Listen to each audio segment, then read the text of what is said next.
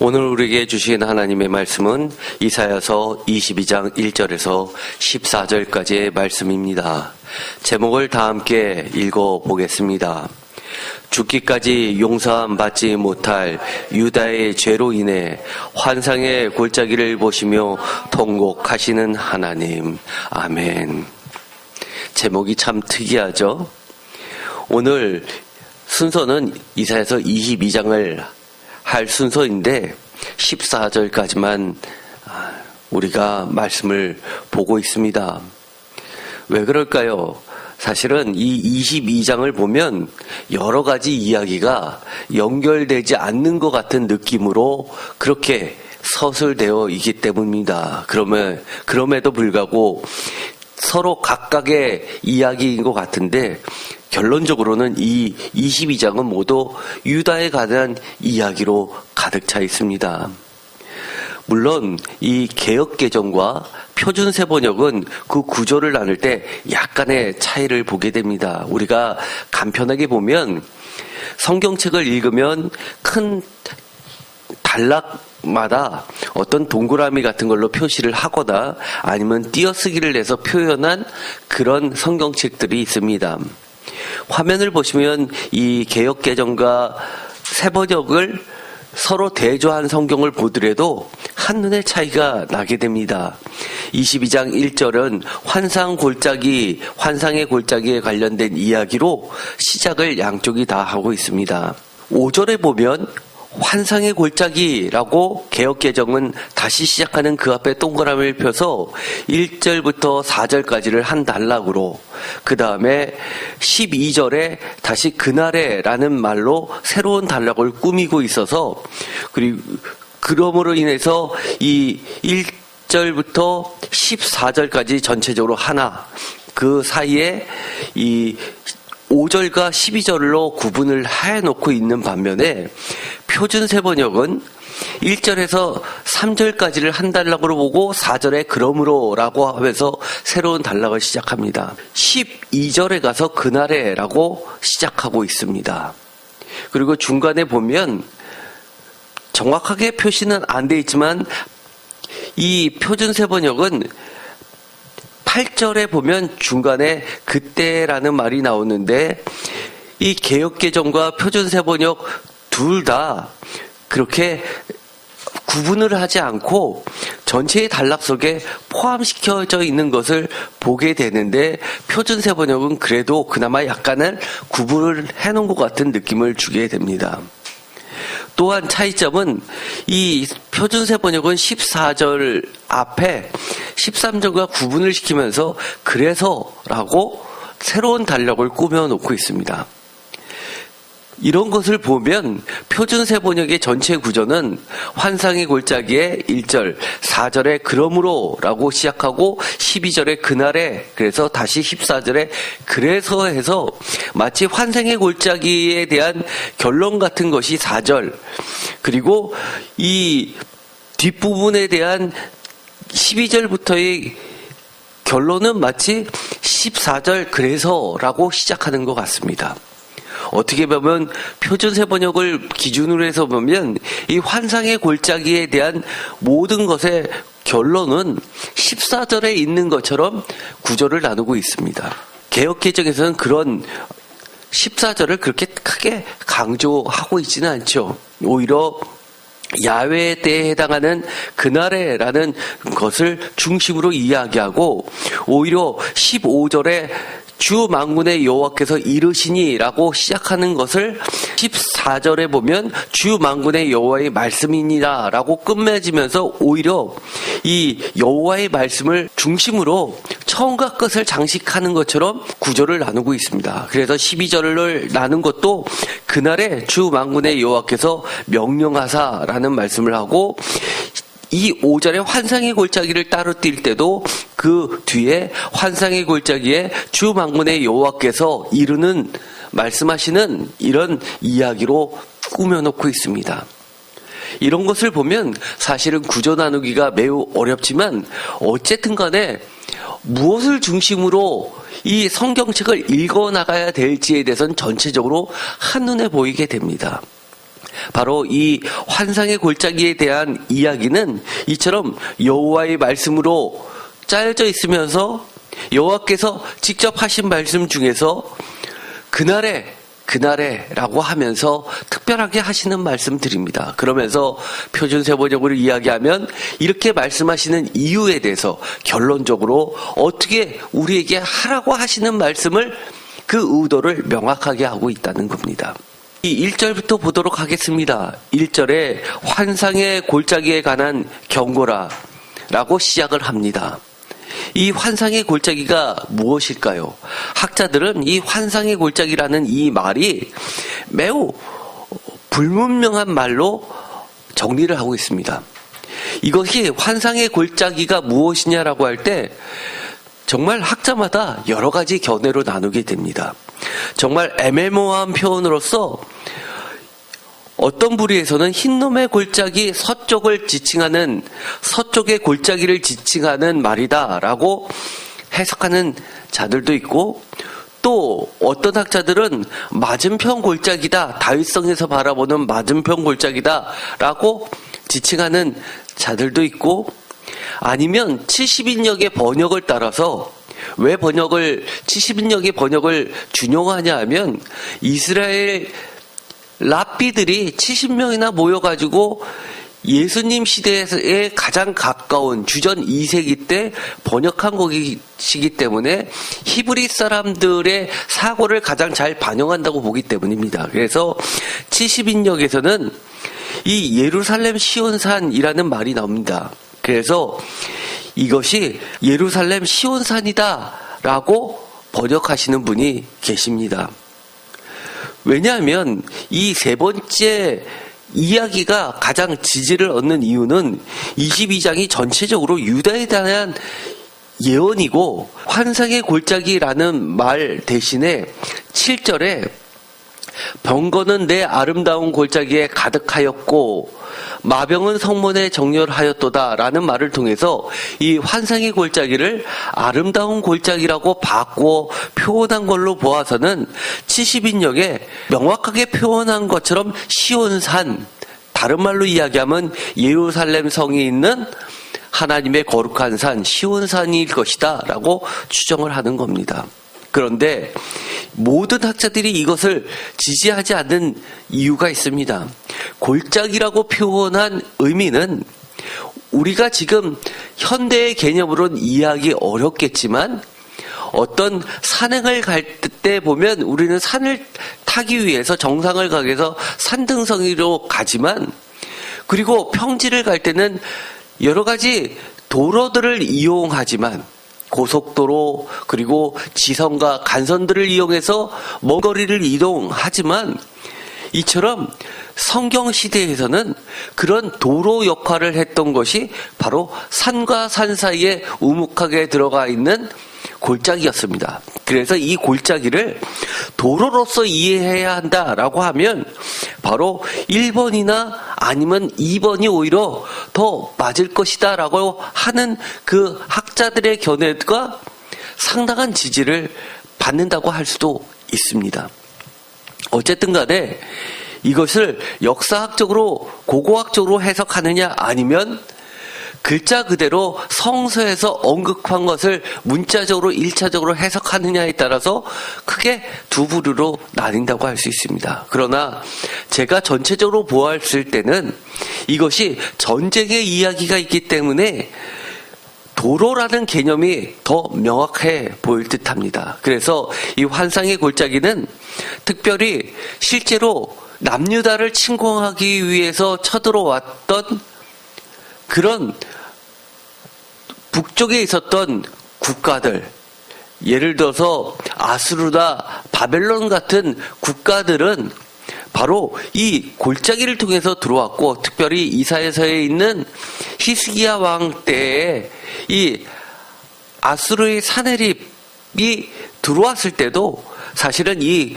골짜기를 통해서, 특별히 라기스에서 헤브론과 예루살렘 사이의 도로 또는 딥나 부근에서 예루살렘으로 접근하는 골짜기 도로이었을 것으로 보는 것이 가장 적합해 보입니다.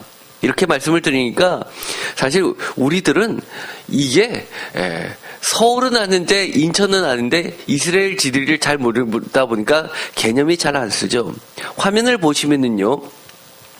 이 유다 지역이 있는 팔레스타인 지역을 보면 맨 왼쪽에 해변에 지중해가 있고 지중해를 따라서 쭉 해변길이 있습니다.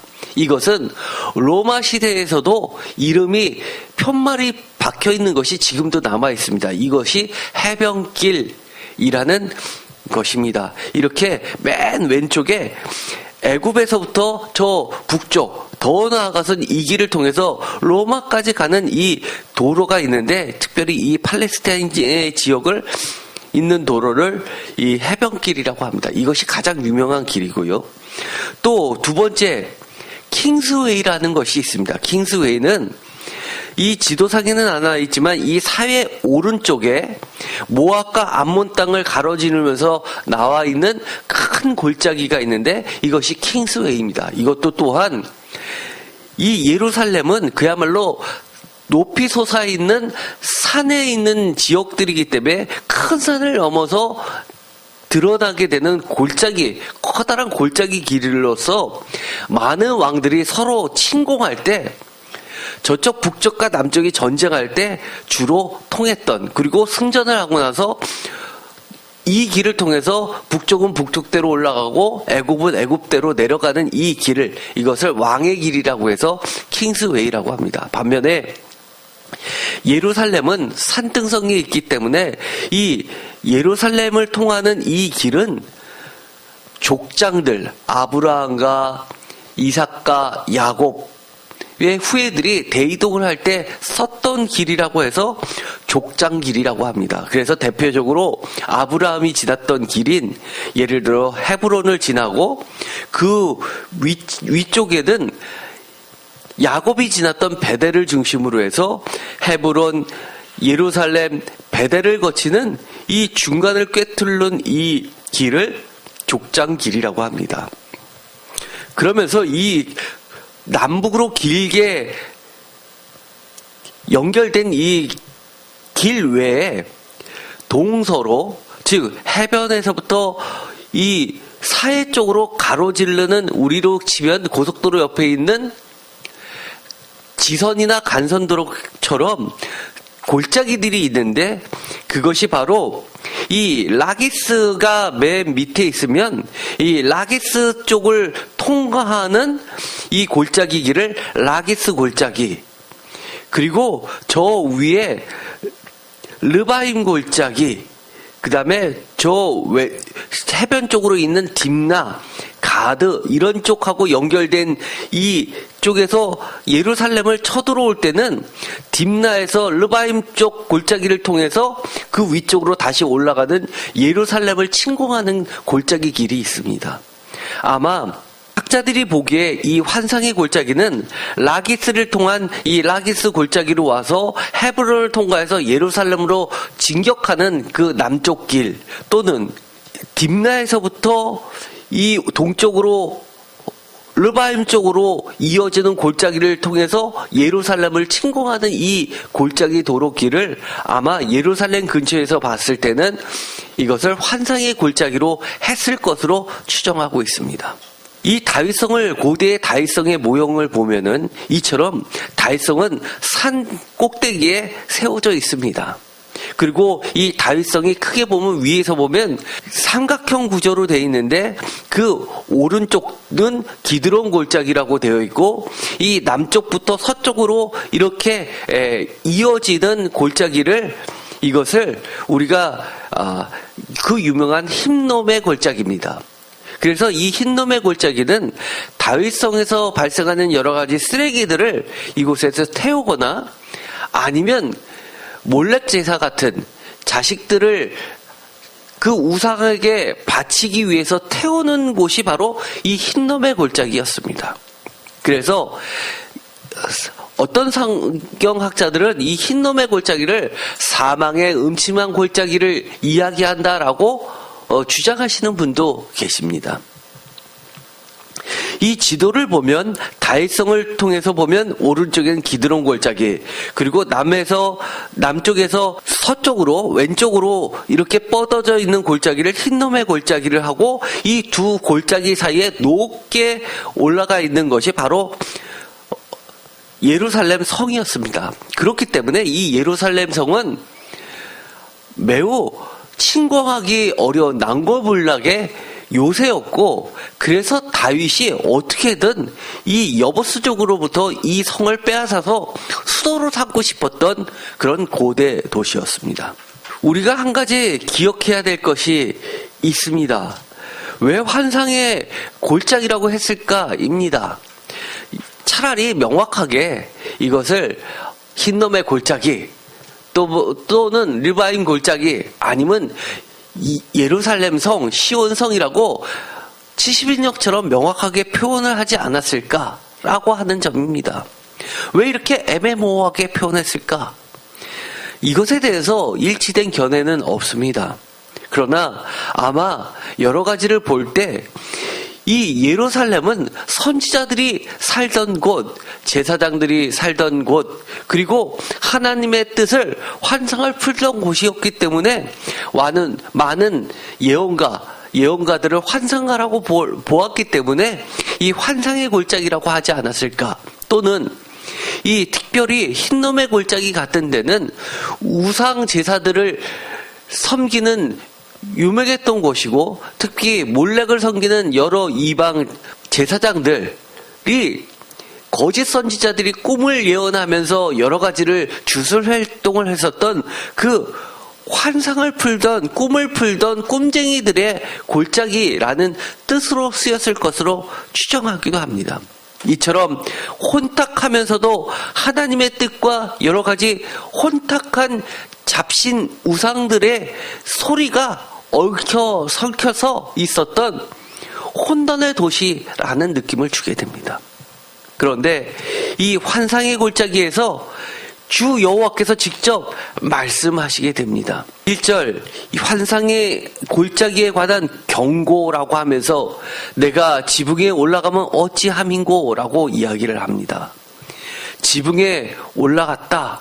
왜 올라갔을까요? 2절을 보면 이렇게 되어 있습니다. 소란하며 떠들던 성, 즐거워하던 고을이여, 너희 죽임을 당한 자들은 칼에 죽은 것도 아니요 전장에 사망한 것도 아니라. 3절, 너희 관원들도 다 함께 도망하였다가 화를 벌이고 결박을 당하였고, 너희 멀리 도망한 자들도 발견되어 다 함께 결박을 당하였도다. 4절, 그러므로 내가 말하노니 돌이켜 나를 보지 말지어다. 나는 슬피 통곡하겠노라. 내 딸 백성이 패망하였으므로 말미암아 나를 위로하려고 힘쓰지 말라. 여기서 4절에 보면 내 딸 백성이라는 말을 통해서 이 환상의 골짜기는 어쨌든 시온산, 예루살렘을 포함한 인근의 골짜기를 모두 포함했던 것으로 볼 수 있고, 그곳에서 지붕에 올라간 사건이 있다는 겁니다. 지붕에 올라가는 것은 어떨까요? 여러분들은 혹시 티벳을 영화에서 보거나 TV에서 보면 그 가옥 구조를 알 수 있습니다. 우리나라처럼 지붕이 이렇게 삼각형으로 뾰족하지 않습니다. 한국의 삼각형 구조보다 더 뾰족하게 길게 되어 있는 곳들의 지붕들이 있죠. 매우 비가 많이 오는 열대림의 국가들의 지붕들은 우리보다 훨씬 더 뾰족합니다. 왜냐하면 비가 많이 오기 때문에 비를 지붕에 채워넣게 되면 집이 무너지기 때문에 흘려보내기 위해서죠. 반면에 이처럼 이스라엘 지역은 이 티벳의 지붕과 같은 그런, 우리로 이야기하면 베란다 형식으로 2층 전체가 되어 있습니다. 지붕을 2층 구조로 만들어서 이 1층은 가축들이 살고 2층은 가족들이 살면서 2층 위에 평평한 지붕을 만들고 그곳에 여러 가지 곡물들을 깔아서 말리는 그런 역할을 했습니다. 보다 가난한 집들은 단층 구조로 되어 있었습니다. 그러나 단층 구조로 되어 있는 집들도 지붕은 이렇게 평평한 구조라 해서 거기서 여러 가지를 말리는 구조를 사용합니다. 전쟁이 나고 약탈자가 생기면 급하게 피신을 해야 될 때, 시간이 있고 피신할 때는 그 마을을 떠나지만 급작스럽게 피난할 때는 지붕으로 올라가는 그런 습성들이 있습니다. 그래서 많은 습격대가 지나갈 때는 지붕은 높아서 건들지 못하니까 밑에 있는 사람들을 죽이거나 재물을 탈취해서 갚버리면 위에 지붕에 올라가서 숨는 자들은 사는 경우들이 있었던 겁니다. 그래서 이것은 지붕에 올라갔다라고 하는 것은 너무나 임박하게 급박하게 휘몰아치는 전쟁 같은 상황을 이야기합니다. 2절에 보면 소란하며 떠들던 성 즐거워하던 고울, 이 고울이 순식간에 죽임을 당한 자들, 이런 표현이 나오는 것은 이 1절에 있었던 이야기와 또한 맞지 않는 부분이 있습니다. 1절에 보면 지붕에 올라가서 죽음을 피했었던 것과는 대조적으로 2절은 소란하며 떠들던 성을 평화와 쾌락이 돌던 그 성을 어떻게 해서 위협으로부터 탈출해서 몰려오는 적군을 피해서 성 밖으로 빠져나갔던 그 사람들이 지붕에 올라간 것이 아니라 성 밖으로 빠져나갔던 자들이 칼에 죽은 것도 아니요 전쟁에 사망한 것도 아닌데도 불구하고 3절에 다 함께 도망하였다가 화를 벌이고 결박을 당하여서 멀리 도망한 자들도 발견되어서 다 함께 결박을 당해서 끌려온 자들을 이야기합니다.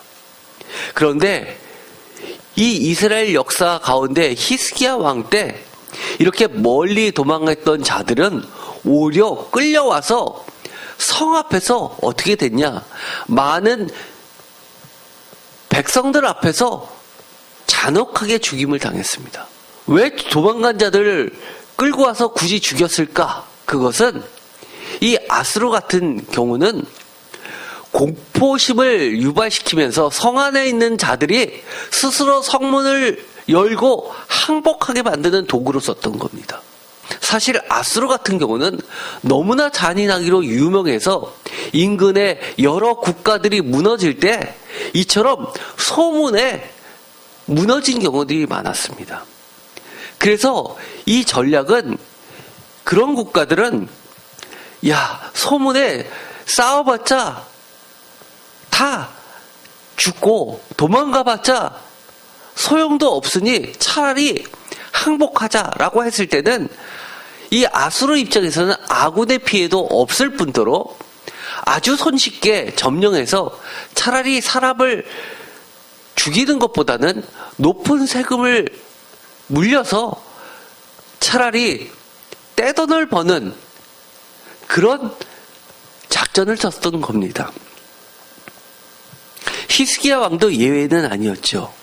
심지어 궁전에 있었던 많은 재물들을 벽에 있는 그 금도 박박 긁어서 바쳐야 됐었던, 그래서 겨우 목숨을 유지해야만 했던 그 히스기야 왕의 시대를 말하는 것이다 라고 하는 학자들이 대부분입니다. 그래서 22장의 사건은 바로 그런 최악의 사건을 이야기하고 있습니다. 뿐만 아니라 제가 전에도 말씀을 드렸었죠. 이 10절과 11절에 있었던 이 구체적인 성벽 사이에 가옥을 개수하면서 저수지 물을 끌어올리던 그 상황은 특별히 히스기야 시대에 히스기야 수도를 만들던 아랫목과 윗못을 연결시켜서 성내로 끌어오던 히스기야 터널 사건을 구체적으로 언급한 일이라고 말씀을 드렸습니다. 예루살렘 성벽과 성벽 사이에 과거에는 가옥들이 있었는데, 빈민촌들이 있었는데, 무허가 건물들이 있었는데 이것을 다 헐어버리고 성과 성벽 사이를 물로 채우면서 전쟁을 대비했던 사건이고, 포위가 되었을 때는 그 물을 맛있는 저수지 역할도 했었던 것을 설명드린 적이 있었습니다. 오늘은 이 10절과 11절은 더 이상 하지 않고 과거의 설교를 다시 한번 들으시기 바랍니다. 그런데 여기서 4절에 보면 아주 충격적인 말씀을 하십니다. 그러므로 내가 말하노니, 다 같이 읽겠습니다. 돌이켜 나를 보지 말지어다. 나는 슬피 통곡하겠노라. 내 딸 백성이 패망하였으므로 말미암아 나를 위로하려고 힘쓰지 말지니라. 표준 세번역으로도 다 함께 읽어볼까요? 그러므로 내가 통곡한다. 다들 비켜라. 혼자서 통곡할 터이니 나를 내버려 두어라. 내 딸 백성의 도성이 망하였다고 나를 위로하려고 애쓰지 말아라. 개역개정에서 돌이켜 나를 보지 말지어다를 표준 세번역은 내버려둬, 나 혼자 울게 냅둬라는 말로 번역을 합니다. 다들 비켜라. 혼자서 통곡할 터이니. 여러분, 너무너무 슬플 때는 어떻습니까? 옆에서 위로하는 사람조차도 싫을 때가 있습니다. 정말 나 혼자 내버려 두면 좋겠고, 나 혼자 마음껏 목 놓아 울고 싶을 때가 있습니다. 그 어떤 것도 위로가 되지 않을 때가 있다는 겁니다. 바로 하나님의 심정을 이렇게 표현하고 계십니다. 돌이켜 나를 보지 말지어다. 나는 슬피 통곡하겠노라. 내 딸 백성이 패망하였으므로 말미암아 나를 어떻게 해요? 위로하려고 힘쓰지 말지니라. 표준 세번역을 나를 위로하려고 애쓰지 말라라고 번역하고 있습니다. 그 정도로 그 어떤 것도 위로되지 않고, 나는 내 백성, 내 딸이라고 부를 정도로 시온성을, 예루살렘성을 여성으로 부르면서 그렇게 애지중지 아끼는데도 불구하고 패망할 수밖에 없는 그 사실이 얼마나 슬픈지, 하나님조차도 이런 일은 결코 없었으면 했음에도 불구하고 어쩔 수 없이 그런 일이 벌어졌다고 슬피 운다고 말씀을 하십니다. 여기에 위로가 되겠습니까? 어떤 것이 위로가 되겠습니까? 여러분들은 이렇게 통곡하시는 하나님을 위로하실 수 있으십니까?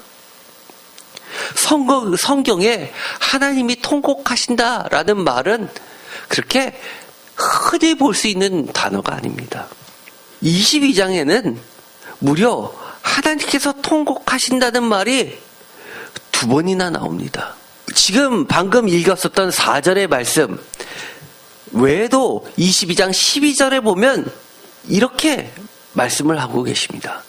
그날에 주 만군의 여호와께서 명령하사 통곡하며 애곡하며 머리털을 뜯으며 굵은 배를 따라 하셨거늘 이라는 말이 나옵니다. 하나님의 슬피 우시는 그 통곡에 맞추어서 너희들도 심지어 명령해서 함께 통곡하며 애곡하라고 이야기를 합니다. 그 말이 무엇입니까? 머리털을 뜯으며 굵은 배를 따라 하시는 말이 무엇입니까? 우리나라 사람들이 이해하기 쉽도록 굵은 배를 따라라고 번역을 했지만, 이스라엘 사람들은 이 굵은 배 대신에 거친 털을 이용해서 상복을 만들었습니다.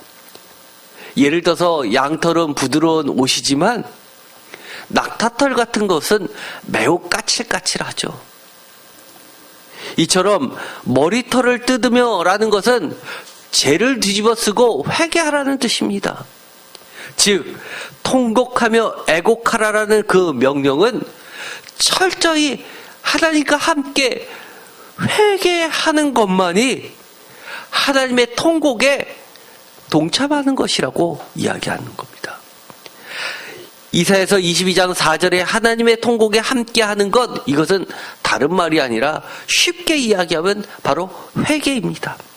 하나님의 통곡에 함께하는 것이 얼마나 중요할까요? 심지어 예수님은 이런 말씀을 하신 적이 있죠. 마태복음 12장 30절에 나와 함께 아니하는 자는 나를 반대하는 자요, 나와 함께 모으지 아니하는 자는 해치는 자니라. 물론 누가복음에서는 이것과 다소 약간의 차이를 두고 이야기합니다만 마태복음에서는 매우 강력하게 이야기합니다. 나와 함께하지 아니하는 자는 나를 반대한다 라고까지 이야기합니다. 나와 함께 모으지 아니하는 자는 해치는 자다, 대적자다라고 이야기를 합니다. 하나님의 통곡에 함께하지 않은 것은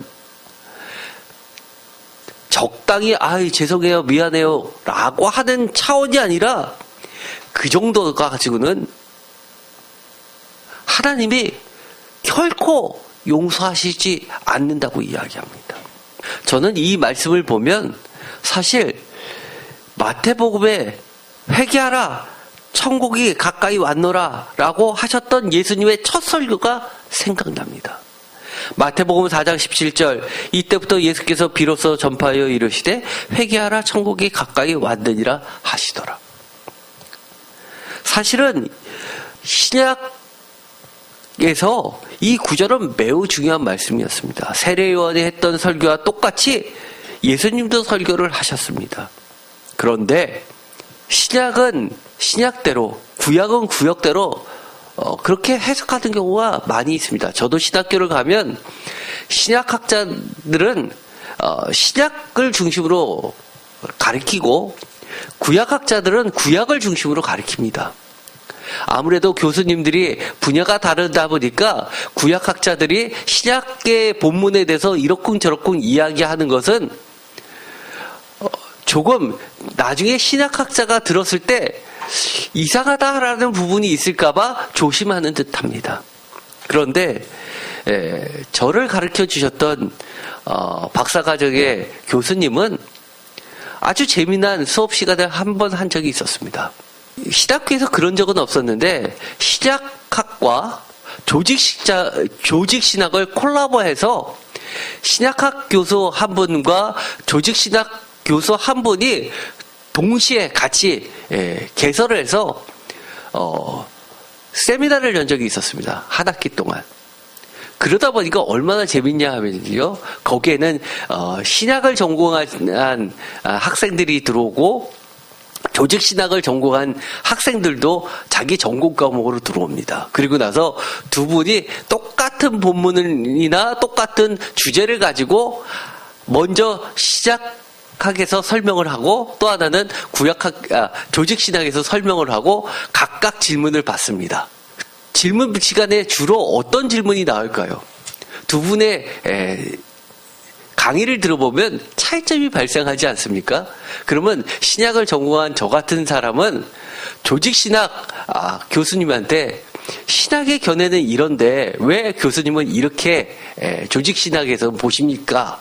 라고 질문하고, 왜 신학학 교수님하고 다른 데에 대해서 어떻게 생각하시냐고 질문을 합니다. 그러면 학생들이 막 깔깔대고 웃습니다. 어떨 때는요, 그 조직신학 교수님이 저한테 했던 말이 기억이 납니다.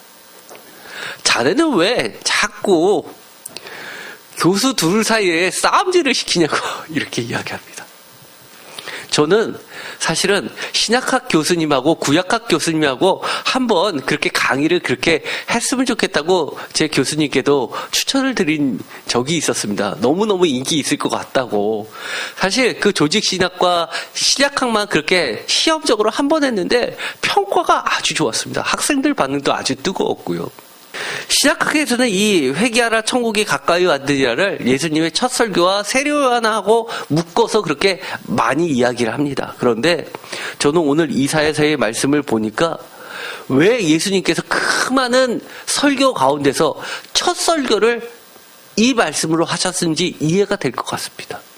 예수님이 가장 사랑하셨던 성경 구절, 구약의 성경 구절을 꼽으라면 시편, 이사야서, 그리고 신명기입니다. 그래서 주님이 가장 사랑하셨던 그 말씀 가운데 이 부분을 가지고 이야기하셨던 것처럼 보입니다. 대표적으로 예수님께서 제자들에게 이야기하시죠. 유명한 말씀이 있습니다. 누가복음에 암탉 이야기가 나옵니다. 암탉이 제 새끼를 돌보듯이 하는데 패망할 것을, 예루살렘이 무너질 것을 슬피 우시면서 그러면서 하셨던 말씀들이 있죠. 나를 위해서 울지 말고 예루살렘을 위해서 울어라, 통곡하라라고 말씀하십니다. 다 예수님의 이 영성은 하나님의 영성과 조금 더 차이가 없습니다.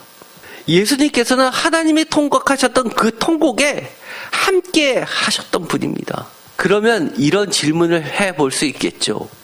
그럼 하나님의 통곡을 위로를 할 수 있는 방법이 뭐가 있겠습니까? 아까 이야기하면 간단히 얘기했을 때 함께 하나님의 통곡에 동참하는 것은 회개뿐이 없다고 말씀을 드렸습니다. 그런데 예레미야서에서도 이런 비슷한 이야기가 나옵니다. 예레미야서 15장 1절에 보면 이런 말씀이 나오죠. 유명한 말씀이었죠.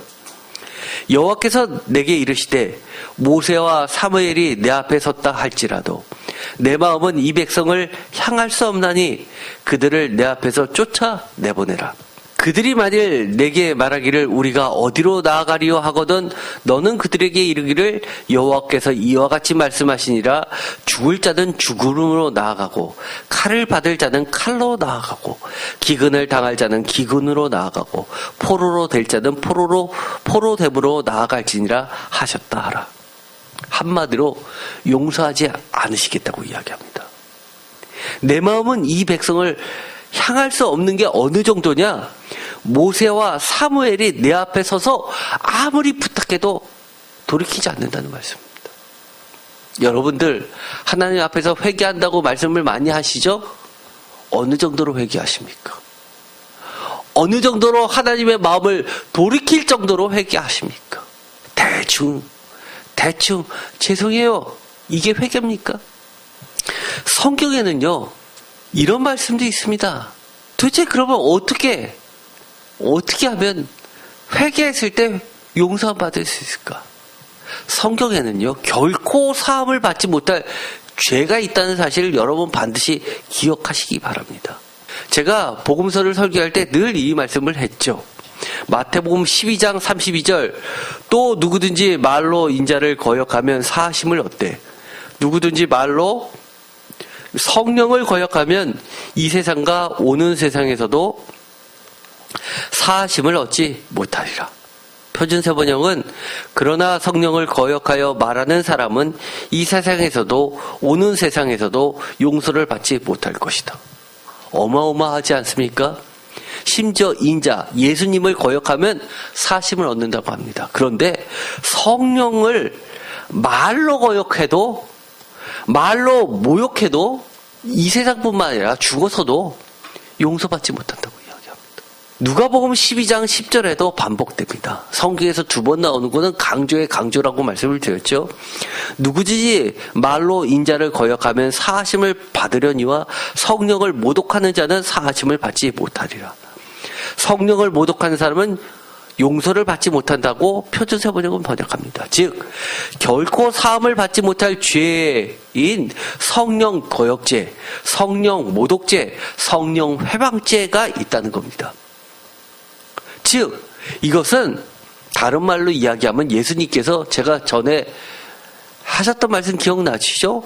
예수님 시대에 예수님을 믿지 못한 자들은 그나마 용서를 받을 수 있지만 예수님이 돌아가시고 나서 제자들이 그 이후에 사도들이 그 이후에 교회가 21세기로 이야기해서 교회가 하는 전도 예수님의 말씀 하나님의 말씀을 전하는 것을 방해하는 것은 죽어서도 사함을 받지 못한다고 이야기합니다. 그래서 교회를 특히 하나님의 말씀을 있는 그대로 전하는 교회를 향해서 대적질하지 마십시오. 인간의 하찮은 얇은 지식을 가지고 평가하지 마십시오. 그렇기 때문에 제가 반드시 이야기하는 것은 목회자는 하나님의 말씀을 자기의 이해관계와 득실을 따져서 이렇게 저렇게 바꿔서는 죄는 결코 용서함 받지 못한다고 이야기하는 겁니다. 그런 것은 모양이 교회도 교회가 아닙니다. 교회에 구원이 있다고요? 그런 교회는 구원 없습니다. 죄송하지만. 그것과 함께하는 성도들도 구원이 없습니다. 어떤 교회만 구원이 있습니까? 용서함을 받습니까? 하나님의 말씀, 예수님의 말씀, 성령이 인도하심 받는 그대로의 말씀을 전하고 그것에 함께 동참하는 교회만이, 성도만이 성령 교역제, 성령 모독제, 성령 회방제를 짓지 않고 반드시 사함을 받습니다. 오늘의 말씀을 읽어보면 정말 우리가 반드시 기억해야 되는 말씀이 너무 많이 있습니다. 환상의 골짜기에 대한 경고의 말씀은 5절에도 다시 한번 환상의 골짜기에 주 만군의 여호와께로부터 이르는 소리가, 그것도 사닥에 사무쳐 부르짖는 소리로다라고 이야기합니다. 사무친다고 이야기합니다. 내가 하나님을 믿는다고 주장하시는 분들은 어쩌면 하나님께서 말씀하시는 이 환상의 골짜기에 사는 사람들입니다. 하나님의 진정한 말씀을 듣는 자도 있고 하나님의 말씀과 여러 가지 잡식을 섞어서 기드론 골짜기 건너편에 있는 흰놈의 골짜기에서 우상들을 함께 섬기는 그런 성도들도 있을 겁니다. 수많은 이상과 환상이 선포되고 그것을 받아들이는 혼돈의 시대에 살고 있는 성도들이 있을 겁니다. 그 가운데 하나님은 분명히 분별하신다고 말씀하십니다. 7절에 내 아름다운 골짜기에 병거가 가득하였고 라고 이야기합니다. 그리고 8절에 그가 유다에 덮였던 것을 벗김에 그날에야 내가 숲을 곳간의 병기를 바라보았고 라고 말씀을 하십니다. 여기서 8절을 유다에 덮였던 것을 벗김에 라고 했을 때 표준세 번역은 이렇게 번역합니다. 덮였던 것을 유다의 방어선이 뚫렸다. 그때 너희는 숲을궁에 있는 무기를 꺼내어 오고 라고 번역을 합니다. 이 8절은 두 가지가 모두 다 서로 상반되게 개역개정과 표준세 번역이 다르게 번역하고 있습니다. 개역개정에서는 유다에게 덮였던 것을 혼돈으로 인해서 영적인 눈이 덮였는데 그것이 벗겨짐에 하나님의 말씀 계시됐던 것이 현실로 드러남에로 번역하려는 의도성이 보입니다. 반면에 표준세 번역은 예루살렘 성 앞에 있는 수많은 방어선들, 대표적으로 아까 골짜기를 도로로 봤을 때 라기스 같은 도시들입니다. 라기스는 우리나라로 이야기하면 조선 시대 때 수원성 같은 것이 되는 겁니다. 유다의 방어선이라고 번역을 합니다. 그 밑에 개역개정에서 숲을 곳간의 병기라고 하는 것을 하나의 무기창고로 개역개정은 번역합니다. 그러나 표준세 번역은 숲을 궁에 있는 무기라고 번역을 합니다. 즉, 이 숲을 곳간이라고 하는 것은 솔로몬 시대 때 예루살렘 근방에 아름다운, 쉽게 말해서 최고급 나무, 레바논에서 갖고 온 백향목을 가지고 지었던 아름다운 별궁들이 있었을 것으로 봅니다. 그리고 그 안에는 온갖 금은 보화를 가득 채워 넣었고 금으로 장식을 해놨을 뿐만 아니라 성경에서 발견되는 여러 가지 금방패 같은 것으로 채워 넣었었던 그런 보물창고라고 보고 있는 겁니다. 그런데 여러분도 아시겠지만 우리가 금메달을 따는 것을 보면 메달 선수가 금을 이빨로 물어뜯는 장면들을 쉽게 보시죠. 금방패가 사실 무기입니까? 사실 무기 아닙니다. 철로 만드는 것이 단단해서 칼을 막을 수 있지, 금으로 된 것은 사실은 칼로 세게 내리치면 푹 들어갑니다. 그것은 장식품이죠.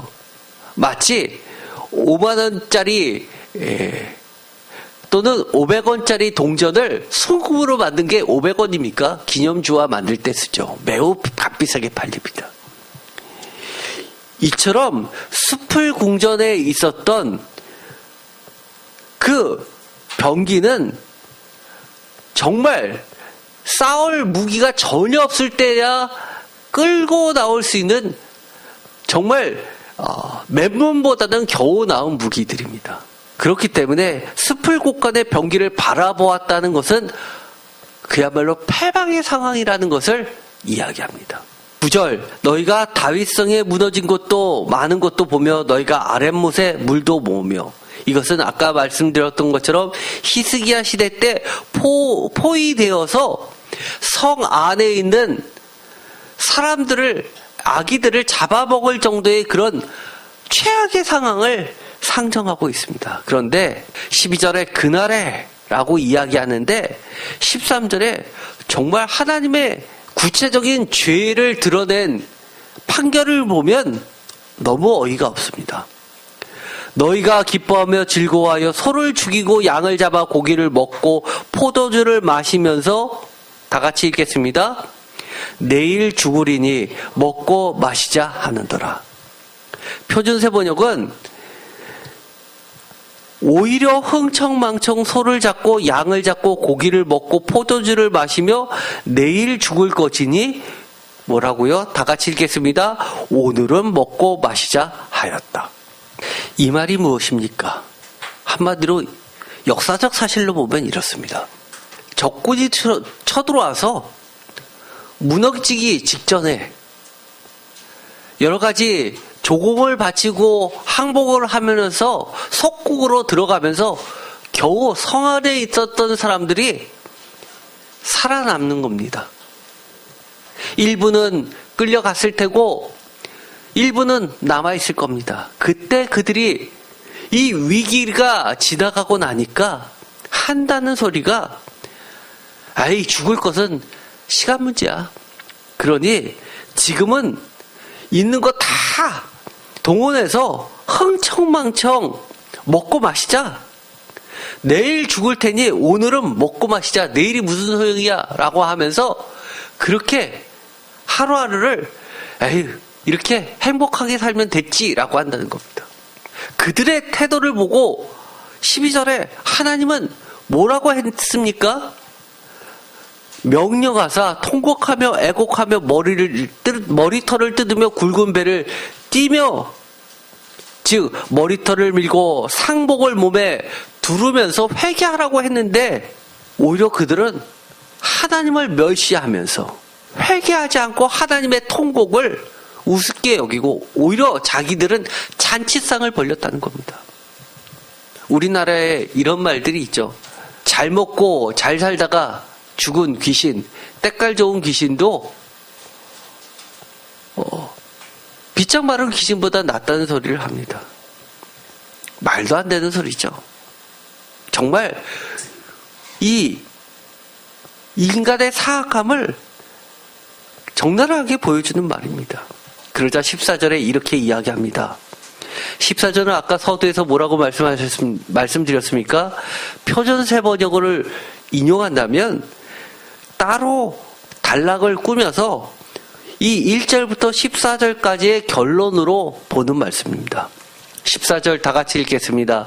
만군의 여호와께서 친히 내게 들려 이르시되 진실로 이 죄악은 너희가 죽기까지 용서하지 못하리라 하셨느니라. 주 만군의 여호와의 말씀이니라. 주 만군의 여호와의 말씀이라고 시작과 끝을 장식하고 있습니다. 표준세 번역에서는 이렇게 이야기합니다. 그래서 만군의 주께서 나의 귀에 대고 말씀하셨다. 이 죄는 너희가 죽기까지 용서받지 못한다. 주 만군의 하나님께서 그렇게 말씀하셨다. 친히 내게 들려주셨다라는 말씀은 뭘까요? 여러분이 어떻게 이야기합니까? 시끄러워서 다른 소리가 잘 안 들릴 때 두 손을 모아서 귀에다 대고 큰 소리로 얘기하지 않습니까? 귀가 먹은 어르신들, 노인들을 대화할 때 보면 서로 귀에 대고 큰 소리로 얘기하는 경우가 있습니다. 그렇게 명확하게 분명하게 이야기를 합니다. 영적으로 귀가 어두운 그들에게 친히 내게 들려서 분명하게 그렇게 들려주시며 너도 그들에게 분명하게 선포하라고 이야기합니다. 정말 죽기까지 용서받을 수 없는 죄가 있을까요? 제가 말씀드렸죠. 반드시 있습니다. 하나님의 슬픔에 통곡에 함께 동참하지 않는 죄, 즉 회개하지 않는 죄. 예수님은 이것을 성령을 모독하는 죄, 성령을 거역하는 죄, 성령을 회방하는 죄라고 했습니다. 즉 하나님의, 예수님의, 성령님의 말씀에 순종하지 않는 죄고 예수님을 믿지 않는 죄입니다. 말씀에 예수님을 믿어라고 했는데 끝까지 예수님을 믿지 않는 자는 저는 구원 없다고 봅니다. 여러분들은 어떠신가요? 오늘 이 말씀을 들으면 여러분의 결단은 무엇입니까? 오늘의 제목을 한번 다 같이 다시 한번 읽어보도록 하겠습니다. 죽기까지 용서함 받지 못할 유다의 죄로 인해 환상의 골짜기를 보시며 통곡하시는 하나님. 이거를 읽으시면서 한번 자기에 해당하는 말로 한번 읽어볼까요? 죽기까지 용서함 받지 못할 이강민의 죄로 인해 교회를 보시며 통곡하시는 하나님. 여러분들 정말 오늘 이 말씀을 통해서 하나님의 통곡에 동참하셨으면 좋겠습니다. 여기 계신 분들은 분명 하나님의 통곡에 동참하시는 분들이라고 저는 믿고 있습니다. 그런 분들은 하나님께서 어떻게 해 주실까요? 예수님의 말씀을 보면 이렇습니다. 나의 기쁨에 함께 하게 하시겠다라고 약속해 주십니다. 하나님의 슬픔에 함께하는 자는 하나님의 기쁨에도 함께하게 됩니다. 여기서 또 한 가지 우리가 놓쳐서는 안 되는 것이 있습니다. 나는 그런데 성경이 여러분들에게 너만 잘 믿으면 돼 라고 지금까지 이야기했습니까? 아니요.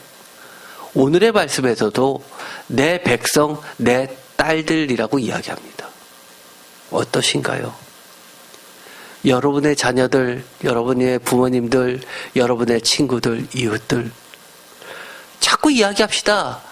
하나님은 어떤 분이시다. 예수님은 어떤 분이시다. 성령님은 어떤 분이시다. 하나님은 무엇라고 말씀하셨는지 예수님의 말씀에 그리고 성령님의 권고에 우리 따라가자고 이야기합시다. 혹시 주변에 하나님을 믿는다고 하면서 예수님을 나도 믿는다고 하면서 하나님의 말씀을 거역하는 자가 있습니까? 성령님의 말씀을 회방하는 자가 있습니까? 절대 그러면 안 된다고 말리십시오. 인간적으로 조금 다투는 게 무서워서 그 사람 죽어서도 구원받지 못하게 하실 겁니까? 정말 세상에 살 때는 저를 목사로 보지 않는 사람들이 너무 많이 있는 것 같습니다. 왜냐하면 잘못된 것을 잘못됐다고 이야기하니까 아니 목사님은 다 품어주고 다 사랑하고 좋은 말만 하고 다 공감만 해야 되는 거 아니냐고. 목사가 왜 그러냐고. 그러기만 해서 하나님으로부터 너 참된 목사야 라고 이야기해 주시면 얼마나 좋겠습니까? 그러나 하나님 그렇게 이야기하지 않습니다. 마찬가지입니다. 여러분들도요. 오늘의 말씀처럼 죽기까지 용서함 받지 못할 유다의 죄로 인해 환상의 골짜기를 보시며 통곡하시는 하나님을 정말 위로했으면 좋겠습니다. 심지어 사무엘도 모세도 못하는 그 일을 하나님은 우리 때문에 위로함 받았으면 좋겠습니다. 기도하고 마치겠습니다. 하나님 감사합니다. 하나님 통곡하지 마세요. 하나님 혼자 내버려 두려고 더 이상 말씀하지 마세요. 저희가 옆에 있습니다. 저희가 함께 있습니다. 하나님의 통곡에 우리도 동참하고 진정으로 하나님이 원하시는 회개합니다. 또한 하나님의 회개하는 함께 하면서 성령을 모독하거나 거역하거나 회방하는 일이 없고 예수님의 말씀과 성령님의 하시는 일에 함께 동참하여서 하나님의 기쁨에 함께 누리는 복을 누리게 하여 주시옵소서. 예수 그리스도의 이름으로 기도드립니다.